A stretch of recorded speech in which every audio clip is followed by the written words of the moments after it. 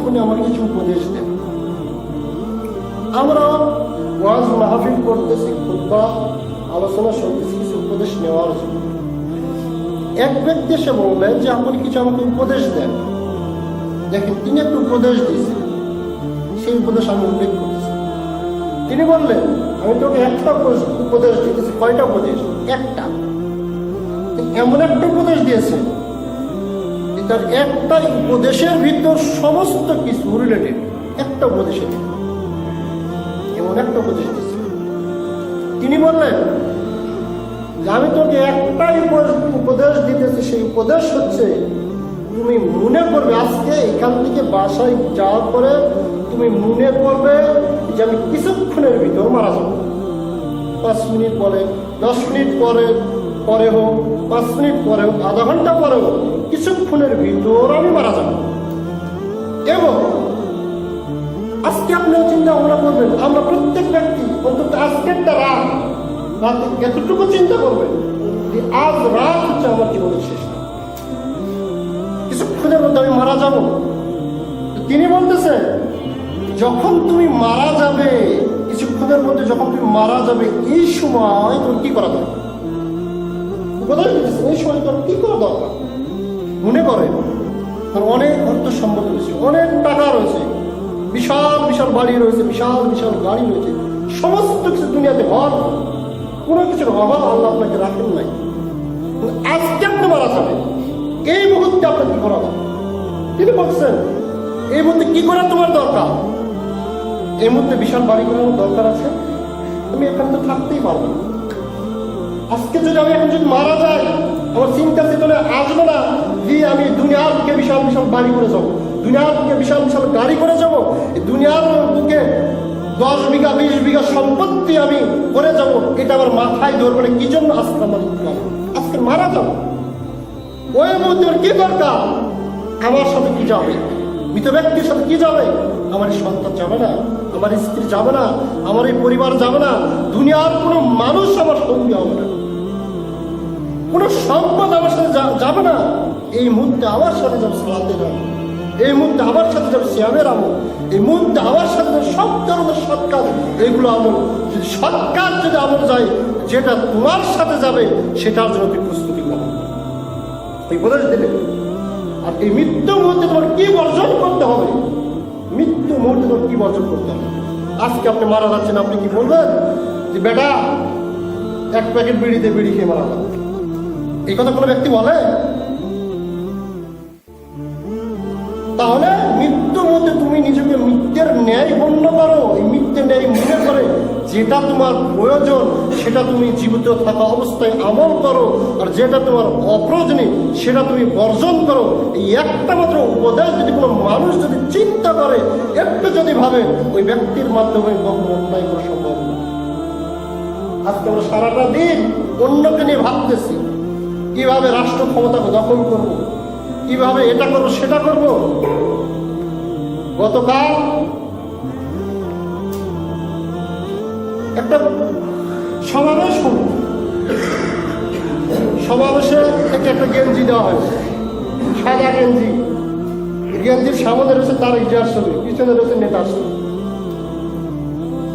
5 লক্ষ ব্যক্তিকে যদি ওই গেঞ্জি যদি পরানো হয়, ওই ব্যক্তি মসজিদে এসে সালাত আদায় করতে পারবে? মাগরিবে পারবে? এশার পারবে? কোন ধরনের সালাত, সামনে একজনের ছবি, পিছনে এক নেতার ছবি, এটা নিয়ে সালাতে দাঁড়াতে পারবে? তাহলে একজন 5 লক্ষ নামাজি বা বেনামাজি বানাচ্ছে দল করা। তখন আপনি লক্ষ্যই করেননি দলের গেঞ্জি পরার কারণে সে মসজিদে আসতে পারছে। কি ধরনের তার শরীর আর করে পোশাক না, একটাই স্বেচ্ছাসেবী দায়িত্ব করা। ইসলামিক দলের এরকম রয়েছে, কত নেবেন আপনি? আমরা এগুলো চিন্তা ভাবনা করতেছি কিভাবে রাষ্ট্র ক্ষমতা ইসলামে নিয়ে যাবো, কিভাবে এটা নিয়ে যাবো সেটা নিয়ে যাবো, কতর উপর যে আমরা চিন্তা করতেছি। অথচ হাসান বসরি রহমতুল্লাহ আলাইহি তিনি বলতেছেন, হে আদম সন্তান, তুমি জেনে রাখো তুমি একাকী মৃত্যুবরণ করবে। তুমি একাকী মৃত্যুবরণ করবে, তোমার সাথে কেউ মরবে না, তোমার স্ত্রী মরবে না, তোমার সন্তান মরবে না, তুমি একাকী মৃত্যুবরণ করবে। শুধু তুমি একাকী মৃত্যুবরণ করবে না এটাই নয়, তুমি একাকী কবর থেকে উঠবে, একাকী কাল কিয়ামতের দিন তোমার তোমার হিসাব তোমাকেই বুঝিয়ে দিতে হবে। দুনিয়ার কোনো ব্যক্তি, দুনিয়ার কোনো নেতা তোমার হিসাব বুঝাতে যাবে না।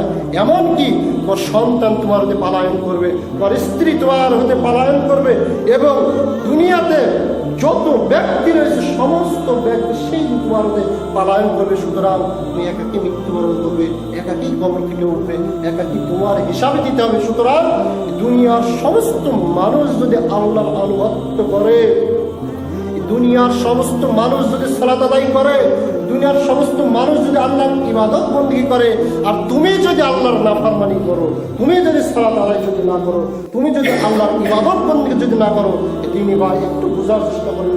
খুবই গুরুত্বপূর্ণ কথা তিনি বলতেছেন, দুনিয়ার সমস্ত মানুষ আল্লাহর ইবাদত করে, সমস্ত মানুষ, আপনি আল্লাহর ইবাদত করেন না, আমি আল্লাহর ইবাদত করি না, তাহলে দুনিয়ার সমস্ত মানুষের ইবাদত দিয়ে কি কাল কিয়ামতের দিন আমি পার হতে পারবো?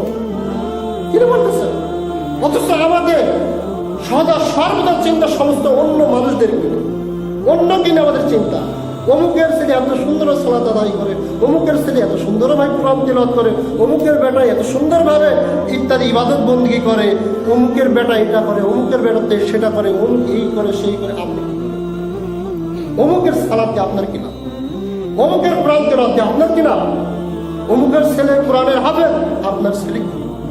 অমুকের ছেলে কোরআনের তেলাওয়াত সুন্দর, আপনার কোরআন করতেই পারে। অমুকের তেলাওয়াত দিয়ে, অমুকের কোরআন শিক্ষা দিয়ে, অমুকের ইবাদত বন্দেগী দিয়ে আপনার কোনো কি ফায়দা হবে? আপনি কেন কোরআন শিখতে পারেন? আপনি কেন আযান নামাজে, আপনি কেন সালাত আদায় করেন না? আপনি কেন আল্লাহর ইবাদত বন্দেগী করেন না?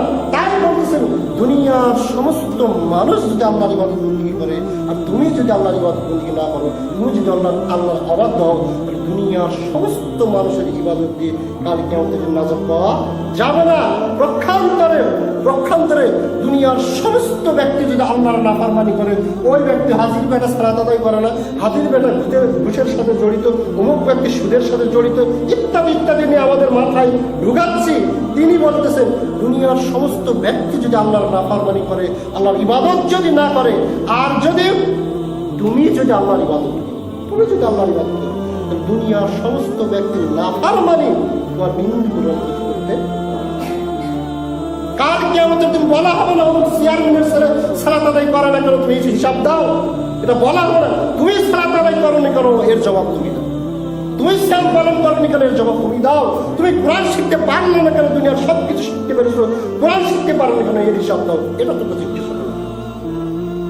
সুতরাং আল্লাহ রাব্বুল আলামিন আমাদেরকে বোঝার তৌফিক দান করুন।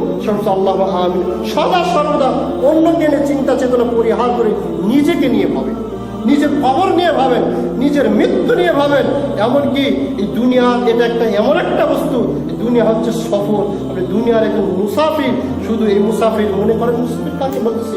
আপনি 10 দিনের জন্য সফরে যাচ্ছেন, 10 দিনের জন্য সফরে যাচ্ছেন, তাহলে আপনি খালি হাতে চলে যাবেন না 10 দিনের খাওয়া খরচ নিয়ে যাবেন? টাকা নিয়ে যাবেন না 10 দিনে? কি পরিমাণ আমার খরচ হবে, কি পরিমাণ আমার টাকার দরকার, কি পরিমাণ ভালো ভালো খাবার খাবে এটার দরকার। এই জন্য আপনি যে পরিমাণ অর্থের দরকার, 10 দিনের সফরে যাচ্ছেন, সেই পরিমাণ অর্থ নিয়ে আপনি সফর করবেন। খরচস্থায়ী সফর। একটু চিন্তা ভাবনা করে দেখুন, বালিশের উপরে মাথা রেখে একটু ভেবে দেখুন, সামান্য এই দুনিয়ার সফরের জন্য আপনার চিন্তা রয়েছে। বিশাল বাড়ি করতে হবে, বিশাল গাড়ি করতে হবে, 10 দিন সফরে যাচ্ছি, মাল সামানা নিতে হবে, টাকা নিতে হবে, শীতের জন্য পোশাক নিতে হবে, কত কি আপনি নিতেছেন। আর একটা সফর রয়েছে, যে সফর থেকে ফিরে আসার কোনো উপায় নেই। এই সফরের সঙ্গী রয়েছে, এই সফরে আপনার বন্ধু রয়েছে, আপনার স্ত্রী রয়েছে, আপনার সন্তান রয়েছে। আপনি এমন এক সফরে যাচ্ছেন, সেই সফর থেকে ফিরে আসার কোনো উপায় নাই।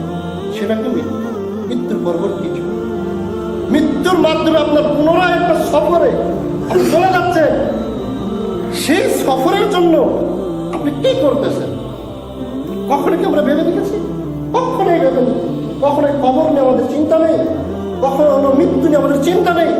চিরস্থায়ী সফরের জন্য শুধুমাত্র আমাকে কাপড়ের কাপড় দেওয়া হয়েছে, যার কোনো পকেট নেই। সে কাপড়ের কাপড় উলঙ্গ আমি সফরে যাচ্ছি, সেখানে আমি কি পোশাক, সেটার জন্য আমি কি করতে হবে? সেখানে আমার থাকার জায়গা কোথায়, জান্নাতে জাহান্নামে, চিন্তা কখনো করি না। দুনিয়া নিয়ে মত্ত হয়ে পড়ে রয়েছে। অথচ হাকিম ইবনে নূহ রাহমাতুল্লাহ আলাইহি তিনি বলতেছেন যে মালিক ইবনে দিনার রাহমাতুল্লাহ আলাইহি এদেরকে নিয়ে মালিক ইবনে দিনার সহ আমরা অসংখ্য ব্যক্তি নিয়ে আমরা এক সমুদ্রে সফর করতেছিলাম, নৌকাতে সমুদ্র সফর করতেছিলাম। মালিক ইবনে দিনার রাহমাতুল্লাহ আলাইহি তাকে লক্ষ্য করতেছেন কে? হাকিম ইবনে নূহ। তিনি দেখতেছেন মালিক ইবনে দিনার এক জায়গায় গা লাগিয়ে সারাটা রাত তাকিয়ে কেঁদে পার করে দিচ্ছে। যখন সকালবেলায় হাকিম ইবনে নূহ মালিক ইবনে দিনারকে জিজ্ঞাসা করলেন যে রাত তো অনেক দীর্ঘ ছিল, আপনি ইচ্ছা করে সালাত আদায় করতে পারেন, ইচ্ছা করলে আপনি এই রাতে বিভিন্ন তাসবিহ তাহলিল জিকির আজকার অনেক কিছু আপনি করতে পারতেন, কিন্তু আপনি এটা কেন করলেন না? এই কথা বলার সাথে সাথে মালিক ইবনে দিনার ফুফি কাঁদতেছেন। আমি দেখলাম একবার এই যে হিলাম দিয়েছেন সেই দিয়েছেন, এক ধিয়ানে তাকিয়ে আছেন, কি দেখতেছেন? ফুফিকে দেখলেন কাঁদতেছেন, অশ্রু প্রবাহিত হচ্ছে আর বলতেছেন যদি সৃষ্টি জীব যদি জানতো, মানুষ যদি জানতো আল্লাহ তাকে কি উদ্দেশ্য সৃষ্টি করছেন, এই সমস্ত মানুষরা যদি জানতো, একটু যদি ভাবতো, একটু যদি কল্পনা করতো, সৃষ্টি জীব যদি জানতো ভবিষ্যতে সে কিসের মুখোমুখি হতো। তাই পরবর্তীতে কিসের মুখোমুখি হবো? মৃত্যু থেকে শুরু হয়ে গেল। মৃত্যু ভয়াবহ বস্তু, এর মুখোমুখি আমাকে হতে হবে। মানুষ যদি জানতো যে পরবর্তীতে কার মুখোমুখি, মৃত্যুর মুখোমুখি হতে হবে আমাকে, কবরে প্রশ্নের মুখোমুখি আমাকে হতে হবে। যদি প্রশ্নের উত্তর দিতে পারি আলহামদুলিল্লাহ ভালো, যদি না দিতে পারি তাহলে পরিণত কি হবে? কি আমাদের একটা ভয়াবহ বিষয় রয়েছে, আমার শেষ পরিণতি জান্নাত না জাহান্নাম। এটা যদি মানুষ যদি একটু যদি ভাবতো, একটু যদি চিন্তা করতো, তাহলে কখনো সে জীবন যাপনে কোনোদিন স্বাদ অনুভব করতে পারে। কিসের এত আসতে, কিসের এত খেলতামাশা, কিসের এত রাজনীতি, কিসের এটা কি সেটা কি? মানুষ যদি পরবর্তী মুখোমুখি হওয়ার যদি বিষয় যদি সে জানতো, যদি সে কল্পনা করতো, যদি সে ভাবতো, কখনোই কোনো বস্তুতে সে স্বাদ খুঁজে পেত না। আমি এত কিছু করতেছি, বাড়ি করাতে স্বাদ খুঁজে পেত না। কি জন্য? আমি বাড়ি কার জন্য করতেছি? সুদের টাকা নিয়ে বাড়ি করতেছি, ঘুষের টাকা নিয়ে বাড়ি করতেছি, অন্যায় করে বাড়ি করতেছি, অথচ মৃত্যু নামক স্বাদ আমাকে ভেবে মৃত্যুর স্বাদ সে গ্রহণ করবে। যাকে বলা হয়েছে স্বাদ, মৃত্যুর একটা স্বাদ রয়েছে, অচিরে আমাকে মৃত্যু নামক একটা স্বাদ আমাকে গ্রহণ করতে হবে। তাই বলছে দুনিয়ার স্বাদ সে পেত না। যদি সে কার মুখোমুখি হয়ে ভবিষ্যতে এটা যদি সে জানতো, যদি সে কল্পনা করতো, তারপর তিনি বলছেন মালিক ইবনে দিনার রাহমাতুল্লাহ আলাইহি তিনি বলছেন আল্লাহর কসম করে বলতেছি, আমি আল্লাহর কসম করে বলছি, আমি যখন রাতের ভয়াবহতা এবং অন্ধকার লক্ষ্য করলাম, এই যে আমি সমুদ্রে রাতের যে অন্ধকার ভয়াবহ এবং অন্ধকার বিষয় যখন আমি দেখতে পেলাম, লক্ষ্য করলাম, তখন আমার কবরের অবস্থা, কবরের কথা মনে পড়ে গেল, কবরের অবস্থা আমার মনে পড়ে গেল। এটা তো সেই কবর, এই সাইতো অধিক অন্ধকারে আমাকে রেখে চলে যাবে। আচ্ছা তোমরা রয়েছো আমার কাছে, তোমরা সঙ্গী সাথে আমার কাছে রয়েছো, এমন জায়গায় রেখে চলে যাচ্ছে আমি বুঝতে পারতেছি। কবরের রাসূলুল্লাহ সাল্লাল্লাহু আলাইহি ওয়াসাল্লাম বলছেন মৃত ব্যক্তিকে তার আত্মীয় স্বজনের সেন্ডেলের শব্দের আওয়াজ পর্যন্ত শোনানো হয়। কবর থেকে আমি শুনতে পাচ্ছি যে আমার কলিজার টুকরা সন্তান আমাকে ছেড়ে চলে যাচ্ছে। দুনিয়ার এত মানুষ যারা উপস্থিত হলো, সমস্ত মানুষ আমাকে কবর হচ্ছে, অন্ধকার কবর রেখে চলে যাচ্ছে। এগুলো চিন্তা চেতনা করে আমি কাঁদতেছি, যে আমাদের কথা স্মরণ রেখে কাঁদতেছি। এই যে দুনিয়াতে আমার পরীক্ষার জায়গা, এই পরীক্ষায় আমি কালকে আমাদের উত্তীর্ণ হতে পারবো কি পারবো না, আমার ঠিকানা জান্নাত না জাহান্নাম, চিন্তা করে একদিন চিন্তা করে আমি কাঁদতেছি। তারপরে দেখতেছেন তিনি হু করে কেঁদে উঠলেন, কাঁদতেই আছেন, কাঁদতেই আছেন। আল্লাহ চান যতক্ষণ পর্যন্ত তিনি কাঁদতেছেন, যে ওই ট্রলারে বা ওই নৌকাতে যত লোক ছিলেন তারা তাকে বললেন, তারা হাকিমের লোককে বললেন তুমি এমন একটা কথা বললো, তুমি এমন একটা কথা কেন বললে, যে তার চোখ থেকে অশ্রু ঝরতে আসছে। চিন্তা করে স্মরণ করে মৃত্যুর কথা স্মরণ করে তার এইভাবে কাঁদতেছেন। অথচ আমরা কি করতেছি? আমরা এমন করতেছি, আমার দুনিয়াতে এই করতে হবে, সেই করতে হবে, এটা করতে হবে, সেটা করতে হবে, কিন্তু মৃত্যুর পরবর্তী জীবনের জন্য আমরা কোনো কাজ করতেছি না, সেটার জন্য আমরা বাড়ি তৈরি করতেছি না, সেটার জন্য আমাদের থাকার জায়গা তৈরি করতেছি না, সেটার জন্য আমরা পোশাক তৈরি করতেছি না, অথচ সেটা আমাদের জন্য চিরস্থায়ী সফর, সেটা আমাদের জন্য চিরস্থায়ী সফর। আবু যার গিফারি রাদিয়াল্লাহু তাআলা আনহু তিনি যখন ইন্তিকাল করতেছেন, শেষ সময়তে তিনি বলতেছেন, সেই সময় তিনি বলতেছেন আজ আমার মৃত্যু হচ্ছে। আবু যার গিফারি রাদিয়াল্লাহু তাআলা আনহু শেষ বয়সে ইন্তিকালের ঠিক মুহূর্তে তিনি বলছেন আজ আমার মৃত্যু হচ্ছে সাওয়াল ওয়াহিদুন, অথচ আমার শুধু আমার কাছে একমাত্র একটা কাপড় ব্যতীত আমার কাছে কিছু নেই। চিন্তা ভালো করে দেখেছেন, জান্নাতের সার্টিফিকেট পাওয়া সাহাবায়ে কেরাম ইন্তিকাল করতেছেন, তারা বলছেন যে আমার নিকটে একটি মাত্র কাপড় ব্যতীত আর কিছুই নেই, কিছুই। তার মানে তারা গরিব ছিলেন, গরিব ছিলেন, তারা ধনী ছিলেন, প্রখ্যাত ধনী ছিলেন ওসমান রাদিয়াল্লাহু তাআলা আনহু, আবু বকর রাদিয়াল্লাহু তাআলা আনহু, আলী রাদিয়াল্লাহু তাআলা আনহু। অথচ দিনের জন্য শেষ মুহূর্তে সমস্ত কিছু সাধনা করেছে। কিন্তু তারা বুঝতেন দীর্ঘস্থায়ী সফর দুনিয়াতে রেখে গেলে রেখে যাওয়াই হবে। কেন আমার স্ত্রী আমার পক্ষে কথা বলবে না, ইল্লা হামিমা হামিমা, অন্তরঙ্গ বন্ধু তার অন্তরঙ্গ বন্ধুকে দেখে পালিয়ে চলে যাবে, আমার বন্ধুই নয়। ও উম্মি আবি, তার মা তাকে দিকে পলায়ন করবে, তার স্ত্রী ওয়াসাইবাতি ওয়া বানি, তার স্ত্রী, তার সন্তান, তার ভাই, সমস্ত দিকে আমাদের পলায়ন করবে, পালাবে না কি তার সাথে। সুতরাং এই সম্পদ আমার দুনিয়াতে রেখে আমার লাভ কি? এদিনই ভাই, এদিন একটু চিন্তা ভাবনা করে দেখুন, যার পিছনে আমরা ছুটতেছি আল্লাহর ইবাদত বন্দেগী পরিত্যাগ করে, অথচ মূলত এগুলো আমরা কিচ্ছুই নিয়ে যেতে পারবো, কিচ্ছু নিয়ে যেতে পারবো না। সমস্ত কিছু ছেড়ে আমাদেরকে একদিন একদিন চলে যেতে হবে। সুতরাং আল্লাহ রাব্বুল আলামিন বোঝার তৌফিক দান করুন। সকলে আল্লাহ আমিন। দুনিয়ার সম্পদ করতেছি, দুনিয়ার সম্পদ শুধু করতেছি না, সদা সর্বদা আমরা হাসি তামাশায় ব্যস্ত হয়ে পড়েছি, সদা সর্বদা সম্পদকে বৃদ্ধি করবো এটার ব্যস্ত হয়ে পড়েছি। কখনই আমরা মৃত্যুকে স্মরণ করতেছি না, কবরকে স্মরণ করতেছি না। হাসান বসরি রাহমাতুল্লাহ আলাইহি একদিন যাচ্ছেন, রাস্তা দিয়ে যাচ্ছেন, দেখতেছেন একটা ব্যক্তি ধ্যান ধ্যান করে হাসতেছে, সদা সর্বদা হাসতেছে, এক রক্ত হাসিতে মগ্ন। আজকে দেখলে আমরা সদা সর্বদা হাসি খুশিতে থাকতে চাই। তিনি দেখতেছেন যে এক ব্যক্তি এইভাবে হাসতেছেন, তখন তিনি বললেন, হে ভাতিজা, হে ভাতিজা, তুমি কি ফুলসিরাত পার হয়ে গেছো? তুমি যে এত পরিমাণ হাসতেছো, এত যে হাসি তামাশা করছো, তুমি কি ফুলসিরাত পার হয়ে গেছো? তুমি কি জেনে ফেলেছো তোমার ঠিকানা জান্নাতে না জাহান্নামে? তুমি সমস্ত কিছু জেনে ফেলেছো। তুমি যদি ফুলসিরাত যদি পার হতে যদি না পারো, তুমি যদি জানতে যদি না পারো তোমার ঠিকানা জান্নাত না জাহান্নাম, এটা যদি জানতে যদি না পারো, তারপর হাসার কারণ এত কেন হাসো, এত কেন হাসার কারণ? একটা মাত্র উপদেশ দিয়েছে, মৃত্যুর আগ পর্যন্ত ওই ব্যক্তির মুখে কখনো হাসি দেখা যায়। মৃত্যুর আগ পর্যন্ত কখন আছে আসুন, যখনই হাসির কথা মনে হতো তখনই মনে হতো আমি জান্নাতি না জাহান্নাম। কেন আসবে এই হাসিটা? আল্লাহ খুশি কিনা? টিভি দেখতেছেন, সিরিয়াল দেখতেছেন, টিকটক দেখতেছেন, ওগুলো দেখতেছেন, হাসি তামাশা করছেন, ওই হাসিটা আল্লাহ খুশি কিনা? এই হাসি আল্লাহ পছন্দ করেন কিনা? আমি যে হাসবো, এই হাসিতে আল্লাহ সন্তুষ্ট কিনা? শয়তান সন্তুষ্ট? গান শুনতেছেন না, তালি দিচ্ছেন না, হাসতেছে। নাটক দেখতেছেন, তালি দিচ্ছেন, হাসতেছেন। নাটক দেখাতে, গান শোনাতে, পানি ভিডিও দেখাতে আল্লাহ খুশি কিনা? আল্লাহ এই হাসিতে আমার সন্তুষ্ট। আপনি কি ভেবে দেখেছেন? তাই মৃত্যুর আগ মুহূর্ত একটা উপদেশের কারণে ওই ব্যক্তি কখনো হাসতে পারেন নাই। আল হাসান বসরি 69 নম্বর পৃষ্ঠাতে এটা উল্লেখ করেছেন। সুতরাং মানুষ যদি মৃত্যু নিয়ে যদি গবেষণা করতো, মানুষ যদি মৃত্যুকে একটু যদি চিন্তা ভাবনা করতো, রাসূল মুহাম্মদ সাল্লাল্লাহু আলাইহি সাল্লাম বলছেন সবচেয়ে জ্ঞানী কোন ব্যক্তি? যে ব্যক্তি দীর্ঘিতে বেশি তিনি জ্ঞানী না।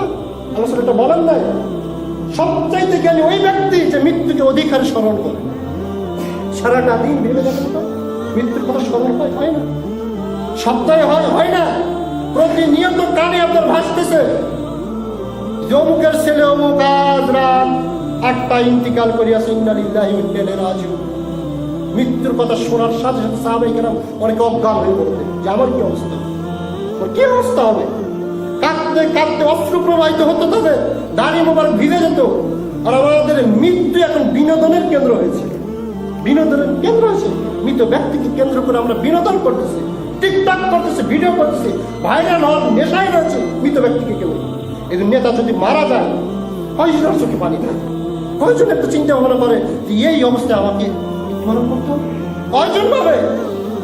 বিশাল সম্পদের মালিক মারা গেছে, কিছুই নিয়ে যেতে পারতেছে না, একাকি চলে যেতে হচ্ছে। আজকে আমি অমুক দলের নেতা, আজকে মারা যায়, একটা পরিবার আমার সাথে যাবে না। মানুষ এই মৃত ব্যক্তির কাছে কি এইগুলো চিন্তা ভাবনা করে না, সে দুনিয়া নিয়ে ব্যস্ত হয়ে পড়ে। আগে দেখেন না, যখন মাটি দিতে যায় কত যে ভিড়ে ঠেলাঠেলি করে মাটি দিতে হয়, কারণ অন্তরের ভিতরে বিন্দু পরিমাণ অনুশোচন আসে, এইভাবে আমাকে মাটি দাও, যত দ্রুত পারে আমাকে মাটি দিয়ে চলে যাবে। অথচ ওই সন্তানের জন্য, ওই স্ত্রীর জন্য, ওই পরিবারের জন্য আমি সালাত আদায়, তাদের মুখে হাসি ফোটানোর জন্য আমি ইবাদত বন্দেগী করতে পারি। আমরা এই চিন্তায় থাকি, সারাটা জীবন আমরা পরিশ্রম করছি, কষ্ট করছি, আমার ছেলে মেয়ে কেন পরিশ্রম করতে, তারা কেমন ভাবে রেখে যাবো, তারা যেন পরিশ্রম না করে। আপনি আপনার ছেলেকে শয়তান বানিয়েছেন, আপনি আপনার ছেলেকে শয়তান বানিয়েছেন, এই চিন্তা কেন আসে আপনার ভিতর? কেন আসে যে আমিও সারাটা দিন পরিশ্রম করতে পারছি, ছেলেও পরিশ্রম করছি না, আমার ছেলে কোনো পরিশ্রম করবে না? কি জন্য? আপনার ছেলে যখন যেটা চায় তখন সেটাই পায়, যখন যেটা চায় তখন সেটাই পায়, পরিশ্রম করা লাগে না। আপনি সেইভাবে থেকে গড়ে তুলেছেন, আপনি পরিশ্রম করেছেন, আল্লাহ আপনাকে সাকসেস করেছেন, অর্থ সম্পদ দিয়েছেন, ধন সম্পদ দিয়েছেন, বাড়ি দিয়েছেন, গাড়ি দিয়েছেন, সুন্দরী বউ দিয়েছেন, সমস্ত কিছু দিয়েছেন, সারাটা দিন পরিশ্রম আপনি করছেন, এর বিনিময়ে আল্লাহ আপনাকে সফল করছেন। আর আপনি এই চিন্তা ভাবনা যখন করছেন, আমার সন্তান এইভাবে কষ্ট করবে, সুতরাং ওই কষ্ট করবে না, ওই তখন কি করে সারাটা দিন বাড়ির ভিতর থাকে আর বসে থেকে জোয়া খেলে, ভবিষ্যৎ অন্ধকার আপনি করেছেন। আপনি যদি 8 ঘন্টা যদি পরিশ্রম করেন, আপনি মনে করবেন আমার সন্তানকে 10 ঘন্টা পরিশ্রম করি, তাহলে সাকসেস করবো আপনাকে, আপনার সন্তানকে। আমরা পিতামাতা আমাদের চিন্তা চেতনা এটাই থাকে যে আমি এত পরিশ্রম করতে, সন্তানদের পরিশ্রম করে না, যেমন বেকার মর্ম সে বুঝে না।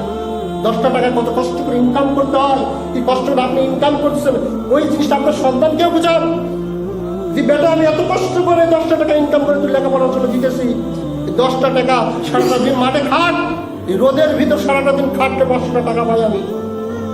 এটা আপনার সামনে বুঝতে না দেওয়ার কারণে ইচ্ছা মতো সে টাকা দেয়, ইচ্ছা মতো, যার কারণে সে জানে না এই যে গরিবরা হাসপাতালে যাচ্ছে, কত কষ্ট করে টাকা নিয়ে যাচ্ছে, ওই টাকার মর্ম সে বুঝে না, এত কষ্টের টাকা সে জানে না, যার কারণে ডাক্তার নয় বাটপার তৈরি হচ্ছে, যার কারণে বুঝে না।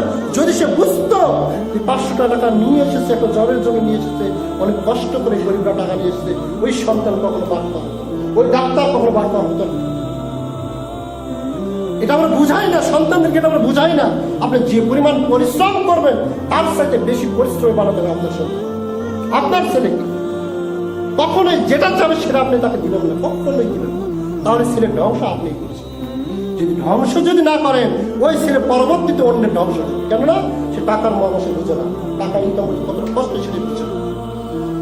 সুতরাং আল্লাহ রাব্বুল আলামিন আমাদেরকে বুঝার তৌফিক দান করুন, সকলে আল্লাহু আমিন। আল্লাহ রাব্বুল আলামিন বলেছেন, কুল্লু, প্রত্যেকটা ব্যক্তি, প্রত্যেকটা নাফস মানে আত্মা, প্রত্যেকটা আত্মা, নাফস মানে কি? আত্মা, যার ভিতর জীবন রয়েছে তাকে বলে নাফস, আত্মা। আল্লাহ রাব্বুল আলামিন বলেছেন, কুল্লু নাফসিন যায়িকাতুল মাউত, যার ভিতর আত্মা রয়েছে, যাকে বলা হবে প্রাণী, যার ভিতর আত্মা রয়েছে এমন প্রাণীকে মৃত্যুর স্বাদ ভক্ষণ করতে হবে, মৃত্যুর স্বাদটাকে ধরবে, দায়টা মানে স্বাদ গ্রহণ করবে। এটা কিরকম কথা? এটা কিরকম কথা? এই অঙ্গ যদি আমার যদি মনে করেন অবশ হয়ে যায়, এই অঙ্গ এখানে যদি আপনি যদি পিঠে ইঞ্জেকশন দেন, এটাকে স্বাদ গ্রহণ করবে? গ্রহণ করবে? একটা মৃত ব্যক্তিকে গিয়ে যদি আপনি মিষ্টি খান, স্বাদ গ্রহণ করবে? তার জিহ্বা তো স্বাদ গ্রহণ করে, তাই না? জিহ্বা স্বাদ গ্রহণ করে, শব্দের স্বাদ বুঝে, কিন্তু ওই জিহ্বাটা যদি অবশ হয়ে যায় সেখানে স্বাদ গ্রহণ করবে? সুতরাং স্বাদ মূলত গ্রহণ করে আত্মা, স্বাদ মূলত গ্রহণ করে রূহ যতক্ষণ শরীরের ভিতর থাকবে ততক্ষণ পর্যন্ত আপনার শরীরে স্বাদ গ্রহণ করবে। রূহ নেই, আপনার শরীরে কোনো স্বাদ গ্রহণ করবে।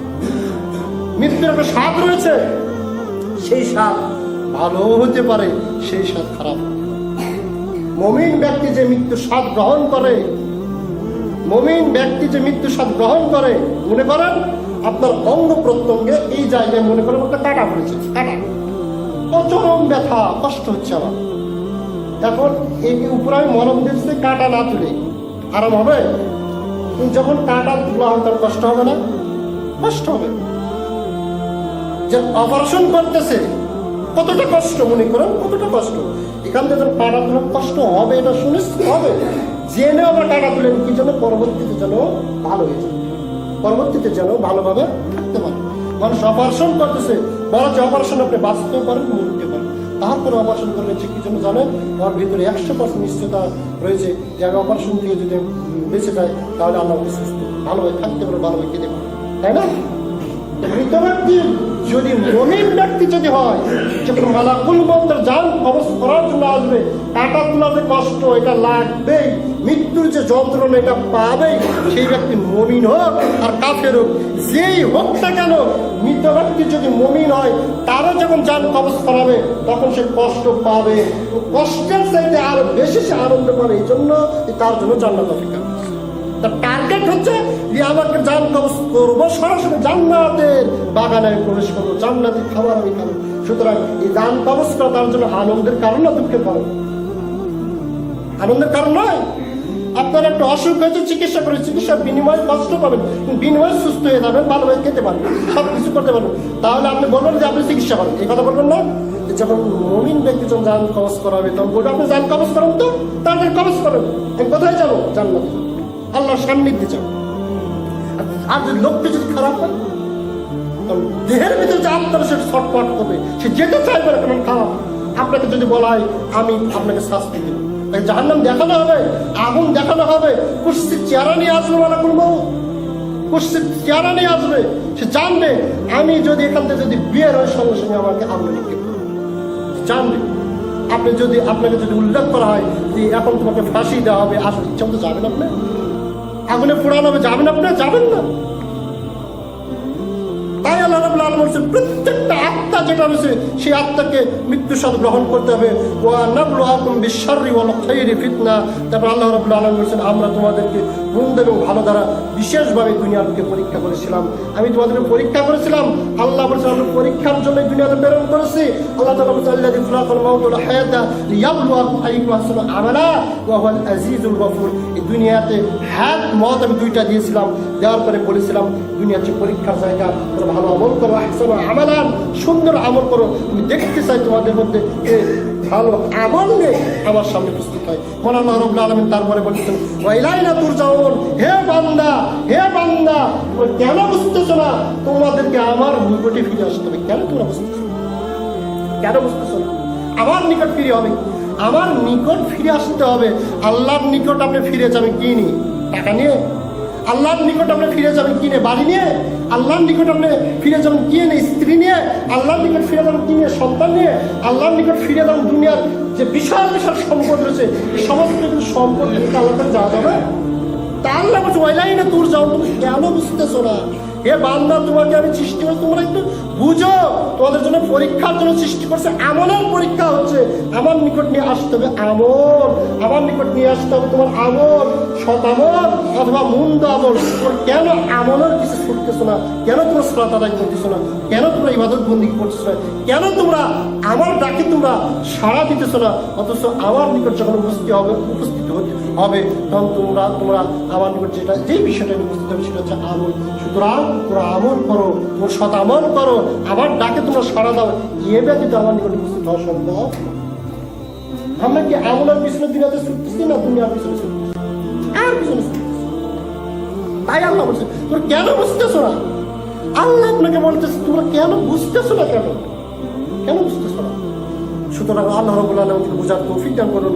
সকল আল্লাহু আমিন। মহান আল্লাহ রাব্বুল আলামিন বলেন নাহনু কদ্দারনা বাইনাকুমুল মাউত ওয়া মা নাহনু বিমাসবুকিন। আমি তোমাদের জন্য মৃত্যু নির্ধারণ করেছি। প্রত্যেকটা ব্যক্তি জানে যে মানুষ আমাকে মরতেই হবে, এমন কোনো ব্যক্তি নাই যে সে জানে না আমাকে মরতে হবে।